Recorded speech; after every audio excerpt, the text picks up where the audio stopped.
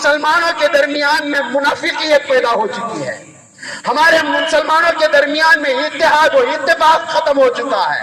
میرے ساتھ میں رہنے والا، میرے بھید لے کر میرے دشمنوں میں پرچار کرنے والا، یہ منافقیت عام ہو چکی ہے۔ خدا کی طرف سے اتنا بڑا مار پڑا، کوئی انسان سمجھنے کے لیے تیار نہیں کہ اکبر اعظم نے ہندوستان کو بہت سال حکومت کی اور اس کی رعایا کو ہمیشہ یہ درس دیا کہ تم ایک لکڑیوں کے گٹھے کی طرح مل کر جم کر رہو، جب تک لکڑیوں کا گٹھا بن کر رہے گا تو اس کو کوئی قوم توڑ مروڑ نہیں سکتی۔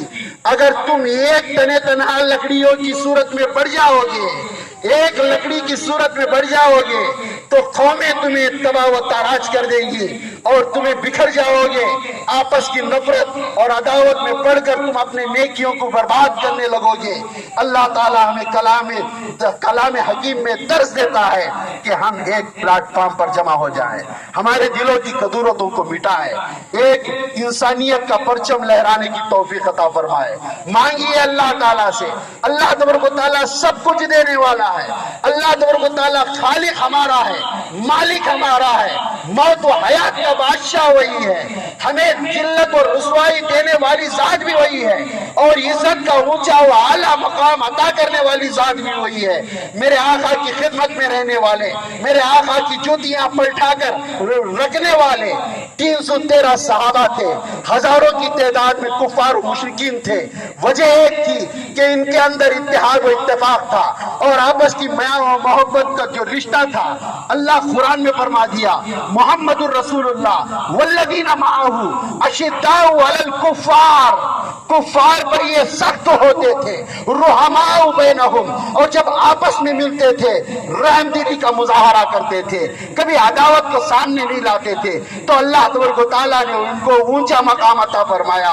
313 کی چھوٹی سی مقدار کی جماعت ہزاروں کی تعداد پر بھاری ہو گئی تھی۔ یہ اسلام کی تاریخ ہے، اس اسلام کی تاریخ کو آپ یاد رکھیں، کوشش کیجئے اتحاد قائم کریں، کیونکہ ہم رسول اللہ صلی اللہ علیہ وسلم کے پیروکار ہیں، ہم رسول اللہ کی امت میں ہیں، حضور اکرم صلی اللہ علیہ وسلم کی کئی ہوئی باتوں پر ہمارا ایمان ہے، ہم رسول اللہ کی بات کا انکار نہیں کرتے۔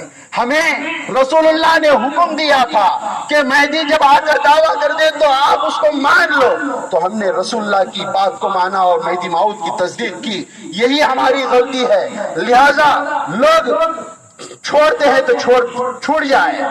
جب پتا درخت میں پیلا ہو جاتا ہے تو اس کو جھڑنا ہی ہے، آپ اسے لاکھ دوائیں مارے، لاکھ پانی دے، وہ پیلا ہوا پتا جھاڑ پر باقی نہیں رہ سکتا۔ کمزور ایمان والے جھڑنے آئے وہ جھڑ جائیں گے، لہٰذا آپ اپنے ایمان کا سوچئے اور آخرت کا سنوارنا سوچئے، کیونکہ ہم تمام کو اللہ کی بارگاہ میں حاضری دینا ہے۔ ہم رسول اللہ صلی اللہ علیہ وسلم کے پیروکار ہیں۔ اگر رسول اللہ نے مہدی موعود کا ایڈریس نہ دیتے تو ہم مہدی موعود کی تصدیق نہ کرتے۔ رسول اللہ نے یہ ایڈریس دیا تھا تو ہم نے مہدی موعود کو مانا۔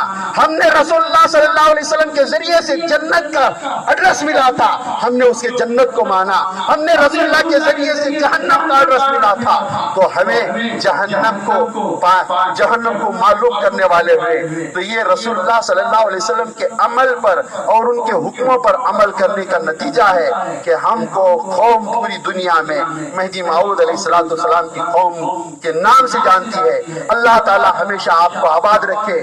میں دل کی گہرائیوں سے، مجھے آج سے کوئی معاوضہ نہیں لینا ہے، میں نے بہت سارے معاوضوں کو ٹھکرا دیا ہے، اللہ کا فضل و اطمینان ہے، میں دنیا کے پیچھے جانے والا نہیں ہوں اور تمہارے ماہانہ تنخواہ لے کر آپ کی امامت کرنے کے لیے تیار نہیں ہوں۔ میں للہ آپ کی خدمت کرنے کے لیے تیار ہوں، میں سب کچھ چھوڑنے کے لیے تیار ہوں، لیکن مہدی موعود علیہ السلام کا دامن کبھی ہاتھ سے نہ جائے، کیونکہ میرے آقا کی یہ وصیت ہے۔